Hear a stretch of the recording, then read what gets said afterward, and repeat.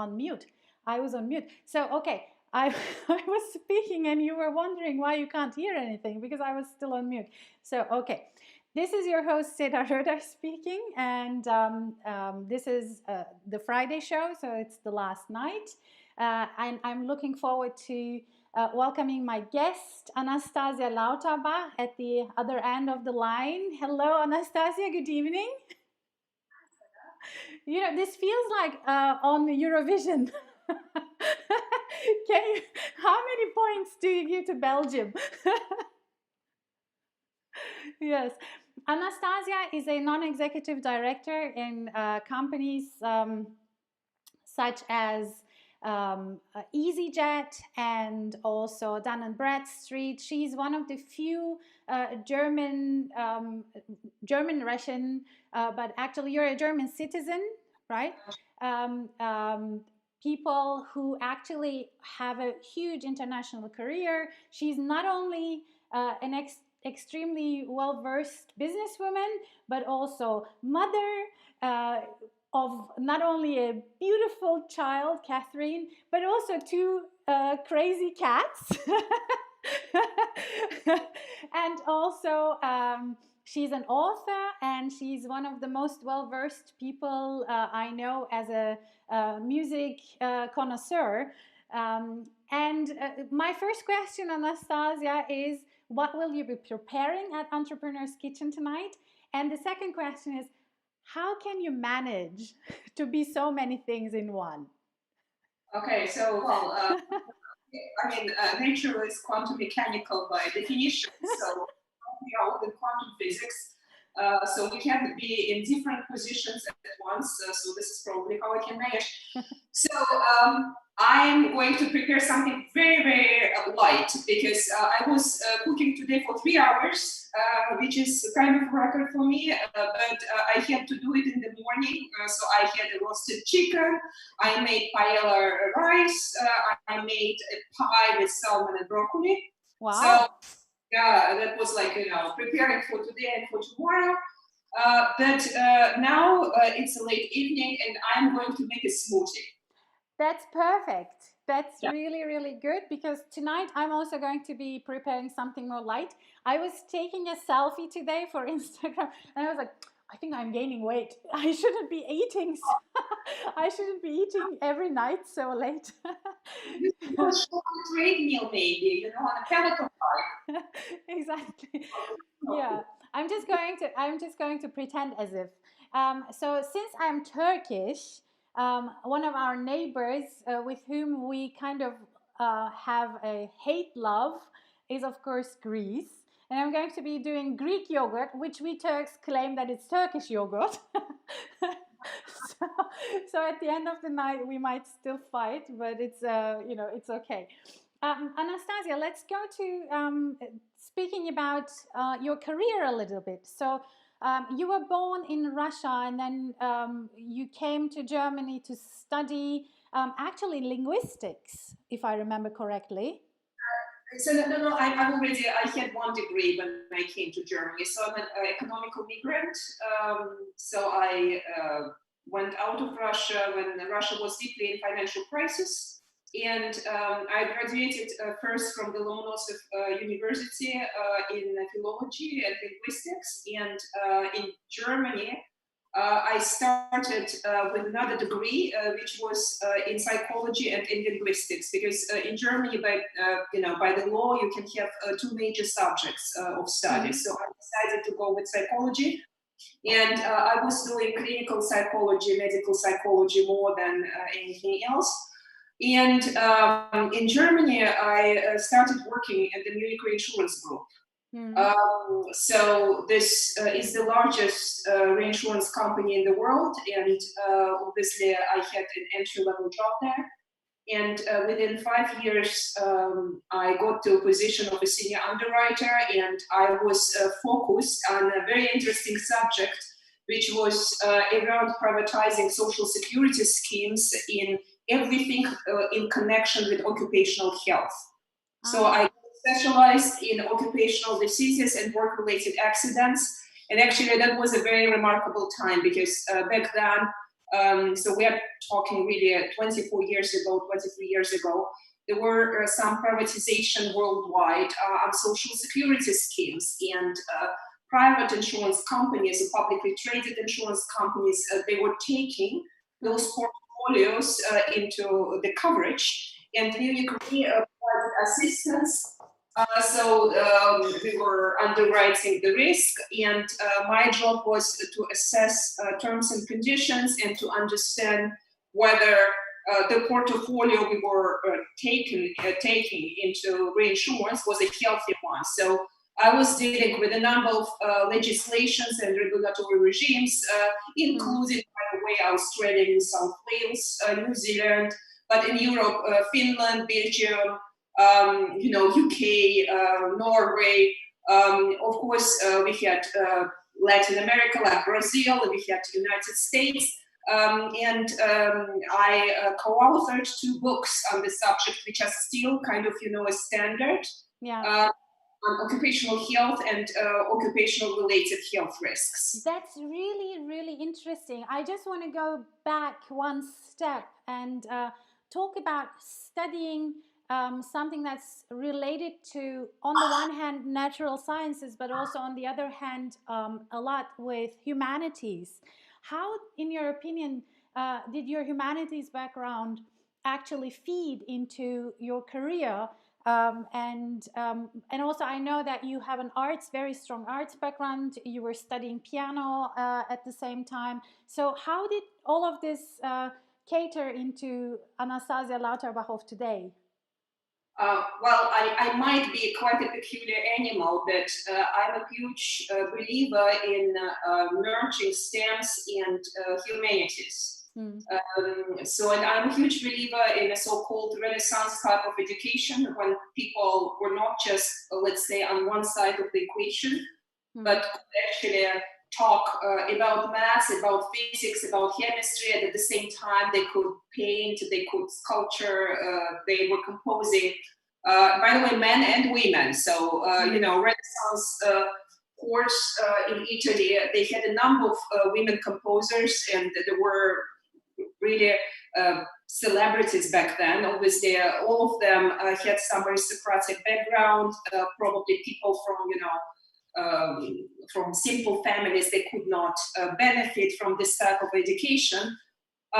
So I'm a huge believer that if you study different disciplines, the innovation and creativity will emerge on the boundaries of those disciplines, because this is actually what usually happens. If you are too vertical, you might not see outside of your box, and you remain in your silo. And still, of course, there are some great discoveries there, but major breakthrough might pop up if you kind of, volunteer into different domains, so different from what you've studied. Yeah. And obviously, right now I'm doing something completely different with my life, because, as you know, I'm an AI, it's artificial intelligence, and I'm in cybersecurity. So most of my days I spend talking to experts in those 2 very large technology families. And I write articles, I write books about the subjects. But my education helps a lot, like linguistics, doing AI now, it's like coming back to my roots, computer linguistics, and understanding the structures, and, understanding actually deeply what Chomsky was, creating, his body of work. That's very helpful for everything I'm doing today. Yeah. Yeah. And also, you already mentioned your book and artificial intelligence. I'm just showing it at the same time. The book is called Artificial Intelligence Imperative. That's actually just one of the nearly solo books you've written. Just recently, you've published 2 more books with your larger articles about AI in China, and also another book that was commissioned by the Bar Association. I'm assuming it's about the ethical framework and the legal framework around? Yeah, show us the books, please. This one is actually, I mean, I'm very proud, not because I'm in, but this body of work is actually fantastic because those are very prominent lawyers in the United States, and so we have here chapters dedicated to different, legal problems and considerations AI rise in different scenarios in different industries, and actually, of course, I mean, nothing just pops up and then just leaves, but there are legal frameworks and certain conditions which are there, and then technology is kind of dropped into the whole scenario, and then so obviously I'm very proud to that I was asked to contribute. Well, you're also writing columns for German outlets, Wirtschaftswoche and Handelsblatt, and so how do you see the situation of artificial intelligence in Europe? Just a few days ago we had Trent here, also in the yes, our common friend. So how do you see, how are we going to be coping with all of this, and especially in times of crisis, how much back did this whole corona issue also throw us in Europe? I mean, you just asked a bunch of questions. So, so obviously, let's kind of come back to a number of issues. If you take Europe, so obviously what you are asking is whether we are competitive. Yeah. So competitive in what? That's the question number one. And obviously, if we consider what everyone knows about AI is that they are large data companies, and obviously on the top 10 of Fortune 10 companies, there are 8 companies which are AI-centric. Yeah.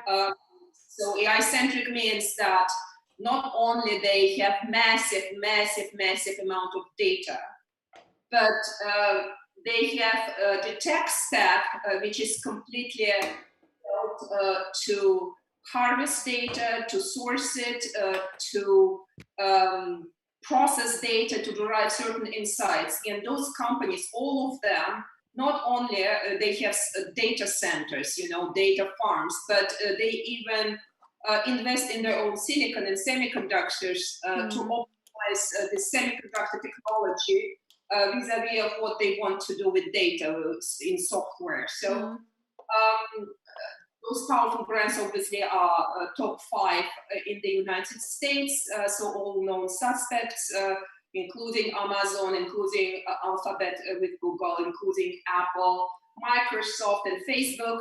And then, of course, in China, we have Alibaba, Baidu, and Tencent. So those 8 are under Fortune top 10. And you see that the valuation AI-centric is something really positive. So obviously in Europe, we don't have any brands which are completely AI-centric. We have platform companies with some machine learning capabilities. There are 2 in Europe. So one is Spotify. This is a machine learning company doing entertainment. Yeah, and Wirecard, which is a company doing machine learning and doing algorithms and platforms in payment technology. So we have some pockets of excellence in terms of small startups, but if we just think like large companies worth billions and billions of US dollars or euros, obviously Europe is not a competitor to China or the United States. But what is kind of, driving me really crazy, and you had Trent on the show, is that Europe is leading in so-called distributed data markets. Yeah. I personally talk about Trent maybe once a week, because I truly believe that we absolutely require basic technology to enable, let's say, municipalities, city of Salzburg, or a school, university, or a company, be it a big one, or be it a small one, to really own the data and being capable to benefit from the knowledge of third parties which are capable to do software development and data insight and data processing. So we require technology which will give some benefits of AI to those who have data. Yeah. And those third parties might not be or should not be those large monopolies. So what is strength building? I'm a complete believer in this. I would love him to succeed, and I would love other companies which are on a similar path to succeed, because I mean, we see it that the internet as it is too bulky and is not working properly for the benefit of people like you and I. Yeah, but I mean, in Europe, oftentimes it looks like we are afraid of handling data, because sometimes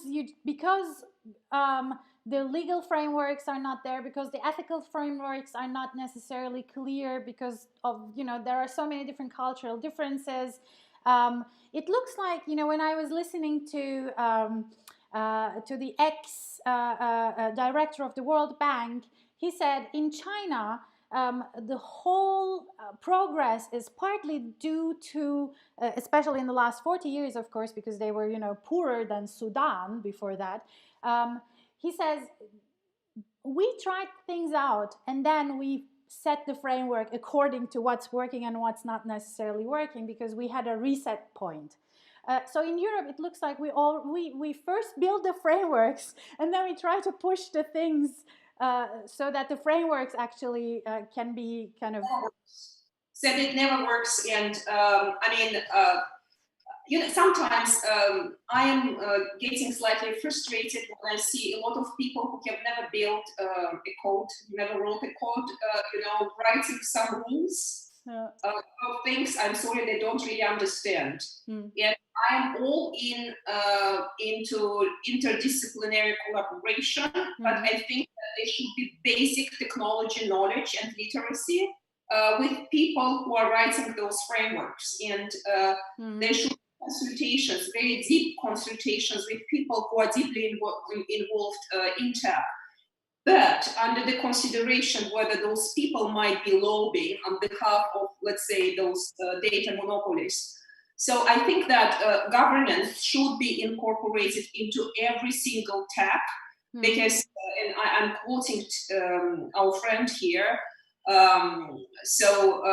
Trent, obviously, absence of governance doesn't mean no governance, it means bad governance. So I'm absolutely a proponent of thinking about governance frameworks, but it should be very concrete. And if I read a lot of words like, it should not be harmful. Yeah. But how prepared are boards for all of this work? Say it again. How prepared are boards? I mean, at the Mindshift, for instance, one of our most favorite programs is a crash course in tech literacy for boards, and it's really it's working very well. But it's very difficult for lots of people, of course, to say that they don't know. Look, I mean, it's very different depending on the country. So I was invited to Sweden, where I gave a little talk about AI, and I had around 35, 40 board members in the audience. Every single of them was very knowledgeable about AI. Maybe I can't judge because maybe those people, they came and they were interested and they already, they knew my book, or, they had some interesting developments in their own businesses and they wanted to discuss those. If I randomly talk or try to interview board members in German-speaking countries, usually there's very little knowledge, and frankly, there's very little interest. From what I observe right now. In the United States, there's a lot of interest, and it depends on where you sit as an industry. So, for example, banking and insurance companies, of course, they have tons of knowledge. even on the board. I was told a very interesting anecdote by one of the US-based directors. It was January, so there was an insurance company, and they implemented some software in claims handling. So obviously, these robots, so pieces of software, they were given names and they were given email addresses. So they were acting like there were people, but obviously there were machines taking in some requests from customers and then handling claims. And then what happened obviously is that in this company there was a training on sexual harassment, which was compulsory for every single person. And the machines, they ignored the training, and then by the power of HR, they were switched off. So their email addresses were disabled because they did not participate in the sexual harassment training. So which was kind of, funny. That's hilarious. Now there was a certain discrimination against machines. By the way, how is your smoothie going? So I have a bit of spinach. Yes. And a banana. Yes. I have, so I'm taking obviously those frozen. Yes. Excellent. So berries, spinach, and banana. Okay. Yeah. And I'm going to take as a base, it's almond oat milk. Yeah.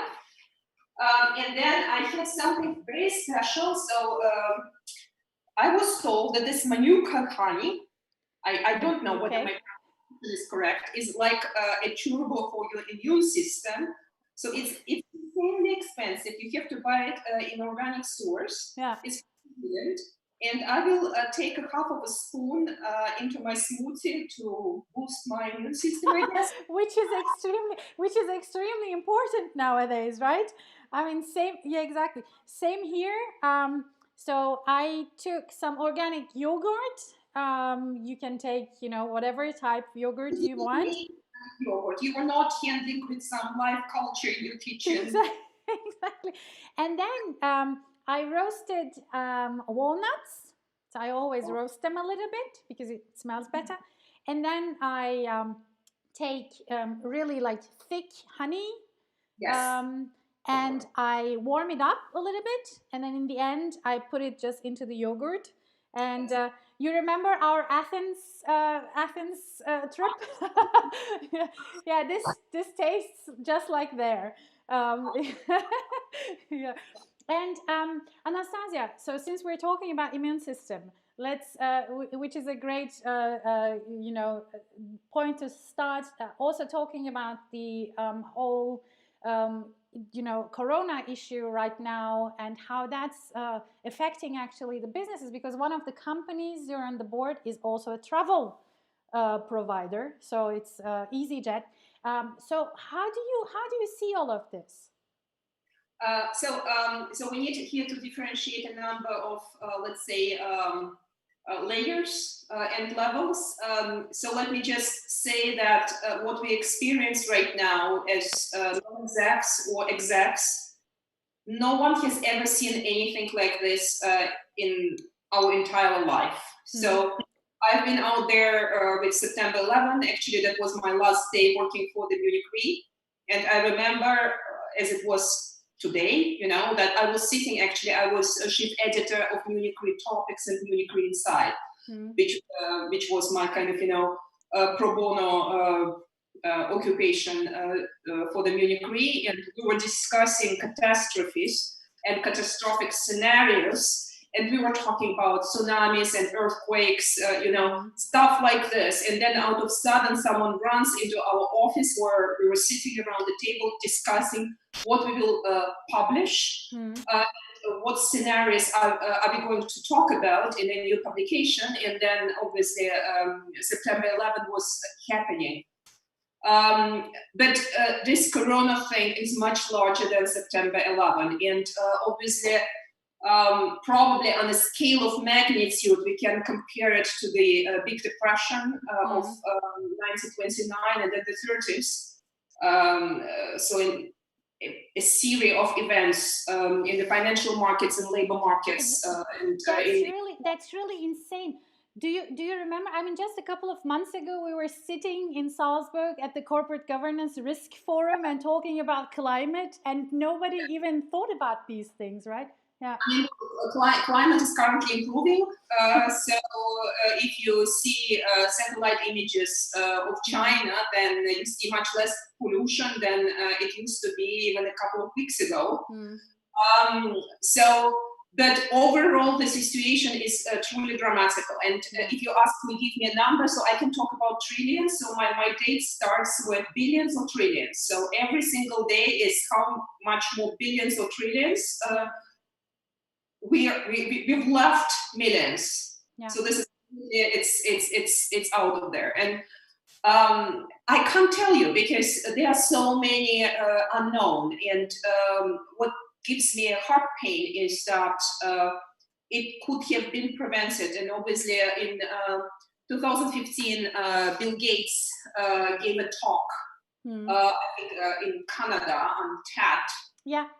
Yeah. He was talking about Ebola, and he was talking about humanity. We should be prepared. We are not prepared because this is what we need, and we don't have it. And now we are in a scenario, and obviously because humans, they intruded into the nature, and we are touching some corners of the nature we've never touched before, so we're so close, so involved. I guess it will not be the last one. And the question is, do we have processes in place? Do we understand what we need? Just to think that the most powerful country on earth, United States, lack testing equipment. They lack basic hygienic things to supply to doctors, to nurses, that they don't have enough ventilators. So, I mean, we are in Germany, we're still kind of, okay with that. Yeah. And we still don't have that many cases in the emergency rooms, but who knows? Yeah, exactly. So we have Slido going on at the same time. We have questions for people to ask. Yes. There are actually two questions in the pipeline already. The first question is, through this corona crisis, will our society become less mobile? Less mobile, that's, that would be against economical interests of so many. For time being, for, I don't know, 3 to 6 months, maybe even more, I guess so, very much. Talking about more, look, travel industry, so everything, airlines, trains, the whole travel industry, we are talking about, I think, 11-12% of the global GDP. Yeah. Just think about this figure. Yeah. It evaporates. Then we are talking about a massive unemployment, massive consequences for so many sectors. So I don't see, but humans, they will adapt and adjust. I might imagine that I'm going to be covered in a kind of a plastical suit on top of my normal clothes, walking into a train or into an aircraft. I can see myself wearing those things because, I fly 4 to 5 times a week. This is my usual pensum. So being grounded at home is something unseen for me. Yeah. So I guess we will not be less mobile, but it will take time, and we will adapt, and there will be certain new procedures and layers of complexity while we are going to travel. I have another question here, and it says, I think you're going to love this.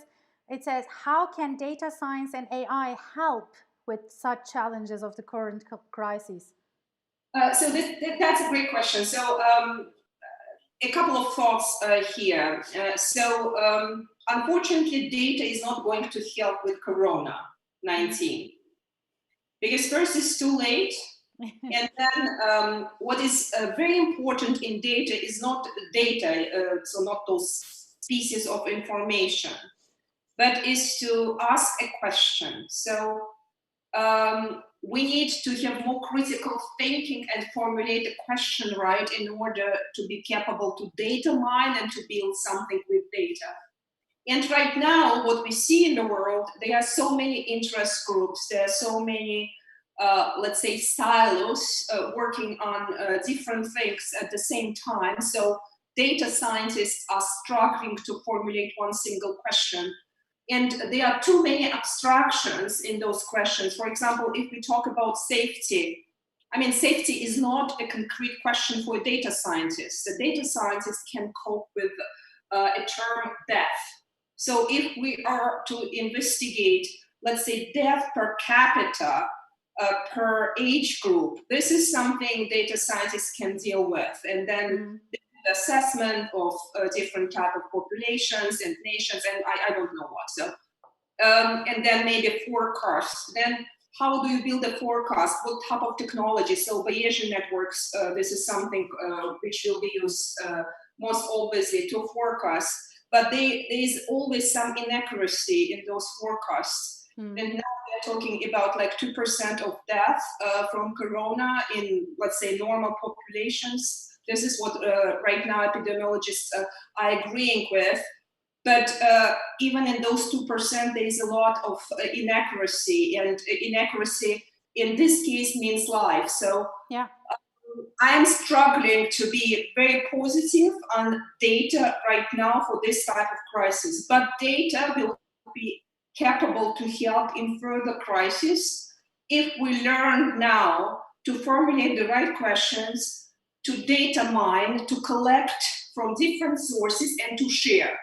Yeah. So I think interest, let's say, in the US here and in France there, this is not helpful. And the world should understand that we are all very fragile, that something which is, let's say, in Texas might have an impact on something in South Africa. You know, I think in the 70s there was this work of a mathematician from MIT. He wrote a paper.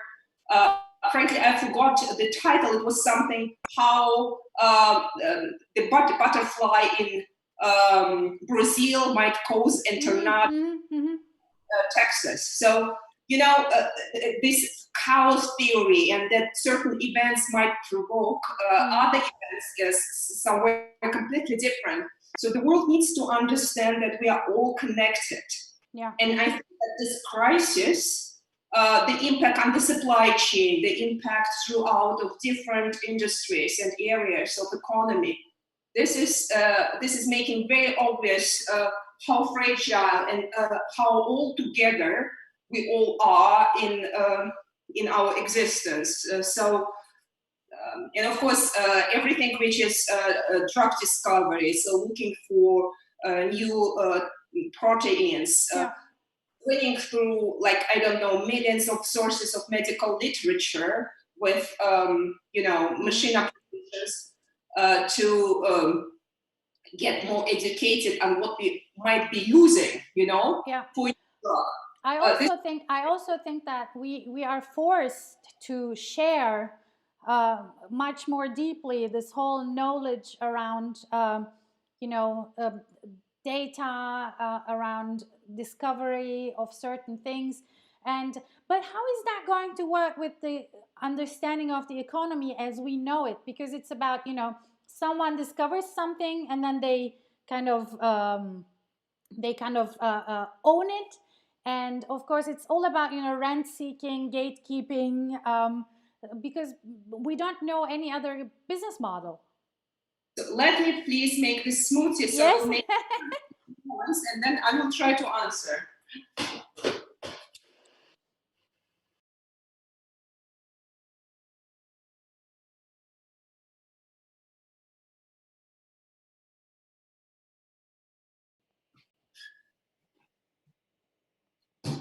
So have a beautiful glass. So cheers. Cheers. Yes, hey, cheers. One implication of this crisis might be that we will all get bigger governments, and those bigger governments will not evaporate after the crisis is over. So they will stay there. This is, I'm not an economist. I'm not a specialist in government, but this is how I feel. So I can only hope that we will have a great talent in governments. So truly brainy people, great people who would not go into private companies, publicly traded companies, but who would go and work for the government for a certain period in time, and actually work on problem solving, crucial to overcome what is happening right now. We will completely recover. I don't know. I don't think that we are going to recover very, very soon. So if we see the history of internet and of major projects like, for example, iPhone, a lot of technology was actually based on governmental projects or military-based projects. So DARPA in the United States, so the touch screen was there since the 60s. Obviously, internet as it was and connectivity, that was not something developed by private businesses. So they took something and then, of course, they packaged and they adapted it for all of us to use. Yeah. What I don't see right now is that governments invest a lot into fundamental science. And that's something which is very painful for me, because Google is mathematics from the 30s. And contemporary AI is mathematics from the 40s and 50s. Yes, there were some, neural networks and, Hinton and my Canadian friends. Fine, it's like 2008, 2010, 2012. But like the whole kernel of what we are currently using in machine learning, this is obviously back into the 40s and into the 50s. So if we don't invest into things which are not necessarily immediately pay off, we might not find solutions beneficial for business applications, consumer applications of the day after tomorrow. So I'm not talking about tomorrow. So this is something which is a very worrisome development, and we need to see two things. Where are investments flowing? And that would be, for me, something to watch. Yeah. And what is going to happen with things like, let's say, quantum computing or the whole semiconductor industry. So are we going to invest into development of quantum software? So it's not just about hardware. So we don't have a universal quantum computers right now. We have quantum coprocessors, but not quantum computers. Quantum software is tremendously complicated. Are we going to invest into something like this? So obviously, I'm the wrong person to be asked, but that's something which is really on my mind. And some streams of research might be, let's say, in vain. So we will not see the results, and still we would need to spend money on it. And we have one last question. Yes. Actually, so questions are still coming in, and this is the last question, and then we will finish our show tonight. But it says, I think it's a very important question. What are the right questions for businesses to ask if they're, harnessing digital technologies and the possibilities of AI? How can they start? Okay, so first of all, so it's like basic advice. You don't need necessarily to do AI. You don't need to be an AI. You might not even need AI. So what is your business? What type of questions do you try to solve? Business questions. And then you might think whether a certain tool might be a certain technology, and this certain technology might be one or another application of machine learning. So this is like number one, what I'm trying to work here on. Then number two is, do I understand the data I have, I collect, I own? So do I understand my crown jewels? Does this data help into valuation of my business now and maybe tomorrow? Do I own certain IP on this data or not? Do I want to own it? Do I want to develop it? So that's like, number two. Number three is, where does this data sit? So the infrastructural question, how flexible am I? So if everything is trapped in a data warehouse, then you can't do much. If you already have a data lake, so you can collect unstructured data, not just structured data, then you already have more capabilities. And only then, so what about my talent? Do I have people who are capable to touch data, to work with data within my company? And if not, what is the ecosystem who I can be working with? And what are they pitching to me? Because my experience is that companies pitching platforms, like we can do everything, just give us the data. I don't believe those pitches. I've never seen a company pitching everything to be very successful. I believe in specialists, for example, someone who is really focused on certain type of medical data, and then they do products and applications and services with this type of data. Very narrow, maybe, but this is what they can do. I'm not talking now about data monopolies, companies with a number of business divisions building those products and services and trying to get your data from you.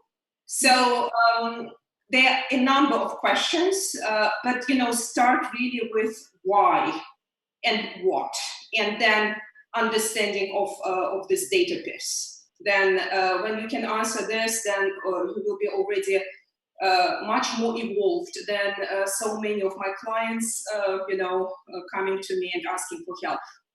Yeah. Well, same here. And so before we finish, we want to finish on a more lighter tone, maybe. Data. And when you wake up in the morning, what kind of data do you collect, Anastassia? First, what was destroyed during the night, because they're young, and if they are very brainy, I have to discover this in some hopefully very near future. So what destroyed, and then I just want to go on a run, and hopefully it's not raining, and just have some fresh air, and then some piece of musical data, some Chopin Concerto number 2. Have my matcha tea or matcha latte, and just forget everything about Financial Times or The Economist, and just enjoy food, enjoy my tea, and enjoy some music. And I mean, this is so different for you, because I know you're always on your wheels in some way. You're either flying someplace, or you live in an airplane, more or less, sometimes. Yeah, and this must be like a huge, big, not necessarily vacation, but it must feel like a vacation to you, because you never take this long. I must admit, I'm so busy, because it's really, it starts 7 a.m. and it goes till like 8-9, and everyone is calling, and so I'm really always on. There are so many requests for interviews or for webinars, or please give me comment here, or a quote here. And then, of course, board meetings on Zoom. So me and Zoom, probably it will be somehow merge with my body at some point. Just connect. They're like, oh, Anastassia again. I truly love being home, and I love that I had those 3 hours today, and I was cooking, I was listening to music, I was listening to podcasts, not about Corona. Yeah, absolutely. Yeah. No, it's very important to keep sane. And we say this every night. We're hoping to go back to some sort of normality soon again. And I can't wait to hug and cuddle with all my friends, with you in Bonn. It's been a long time. We can't see each other. We can't do anything. In Salzburg tomorrow, Yeah, I know. You would have been in Salzburg tomorrow. Exactly. Yeah. Her music should have been performed by Mozarteum. I know. It's really, it sucks. But better times will come back, and we'll visit each other soon again. We'll I'm hoping that people who are watching us will also, um, follow us to keep some sort of sanity in all of this craziness. That was the idea, to bring together, um, business topics with the current topics, and still, exactly, and still show people there are many people like yourself. And yesterday we had a great interview with Tova from Bismarck, and with Eva, with Trent, with so many other people who kind of bring such a positive light into handling these crises, that I feel like it's really good to have you guys in handling of this crisis as well. So thank you. Said that. So thanks so much for this, and I really hope to sit with you in the kitchen live, and not digitally. Exactly. Put a plate somewhere, not quite close to us, maybe. Yeah. you know Yes, so exactly. And my yogurt. So I have to start becoming much more creative with three ingredients. It's not always very very easy to do something.